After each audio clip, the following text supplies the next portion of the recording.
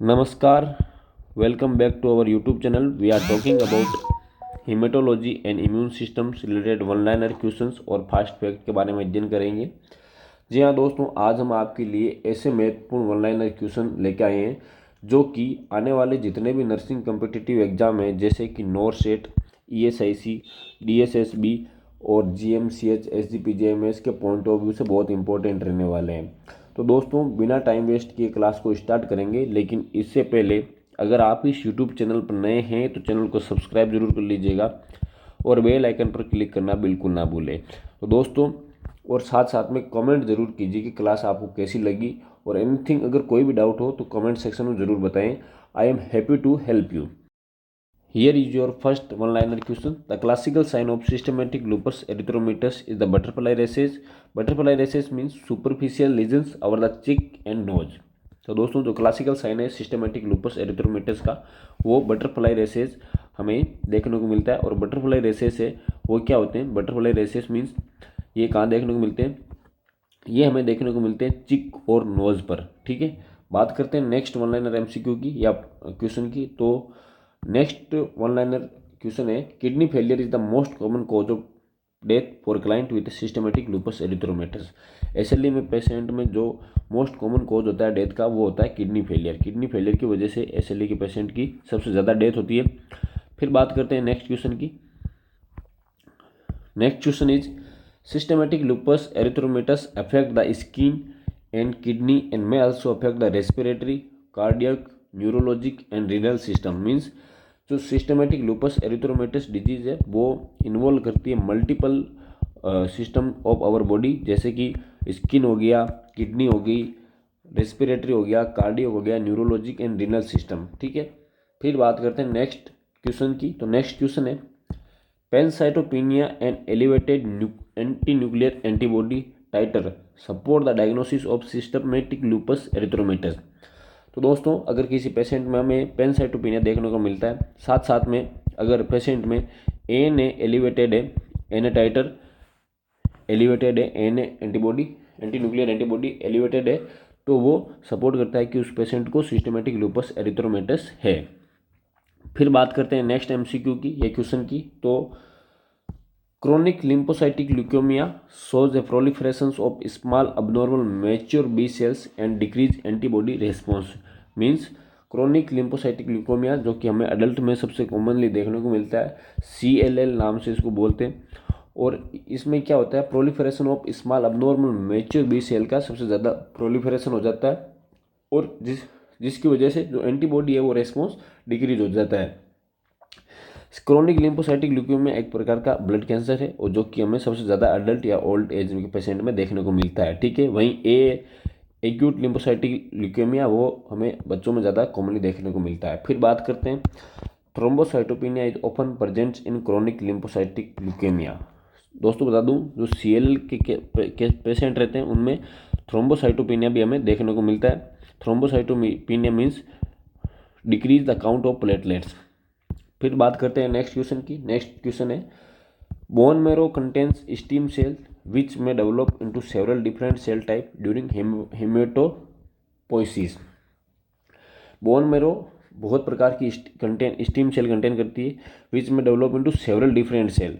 वो stem cell से अलग अलग प्रकार की डिफरेंट सेल बनती है during hematopoiesis. Hematopoiesis means formations of blood cells. ठीक है, फिर बात करते हैं नेक्स्ट क्वेश्चन की। तो नेक्स्ट क्वेश्चन है, some stem cells evolve into lymphocytes. Lymphocyte may become B cells or T cells and other stem cells evolve into phagocytics।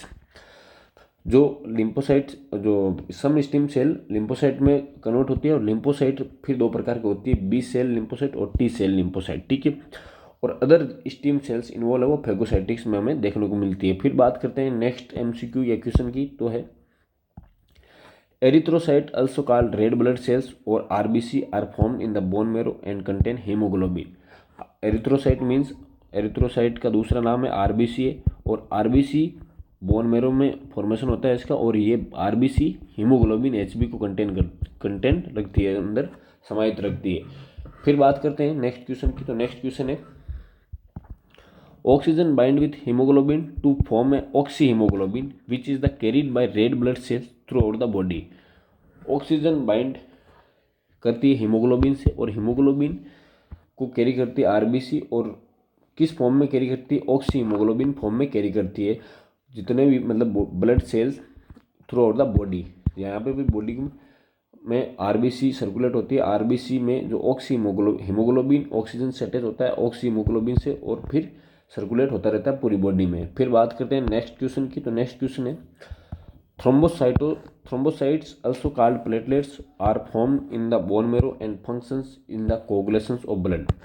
Thrombocyte means हम कह सकते हैं प्लेटलेट्स, और ये भी बोन मैरो में बनती है। जो इनका फंक्शन होता है वो कोगुलेशंस ऑफ ब्लड, रक्त में थक्का जमाने का मुख्य कार्य रहता है प्लेटलेट्स का। फिर बात करते हैं नेक्स्ट क्वेश्चन की। तो नेक्स्ट क्वेश्चन है leukocyte also called white blood cells और WBC are formed in the bone marrow and a lymphatic tissue and include granulocyte and agranulocyte.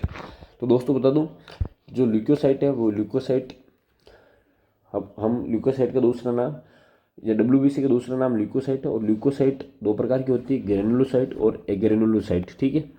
फिर बात करते हैं नेक्स्ट क्वेश्चन की। तो नेक्स्ट क्वेश्चन है white blood cells provide immunity and protection from infections by phagocytosis engulfing digesting and destroying the micro organism. जो हमारी body में इम्यूनिटी का काम करती है या प्रोटेक्शन, इन्फेक्शन से प्रोटेक्शन का काम कौन सी सेल करती है? वो WBC सेल करती है। WBC में क्या होता है? WBC फेगोसाइटोसिस का काम करती है। फेगोसाइटोसिस मीन्स एनगल्फिंग डाइजेस्टिंग और डिस्ट्रॉइंग द माइक्रो ऑर्गेनिज्म, उसको हम फेगोसाइटोसिस बोलते हैं। फिर बात करते हैं नेक्स्ट क्वेश्चन की। तो नेक्स्ट क्वेश्चन है plasma is the liquid portions of the blood, it is the composed of water, protein में एल्बुमिन और ग्लोबुलिन दोनों आ गई, ग्लूकोज एंड इलेक्ट्रोलाइट।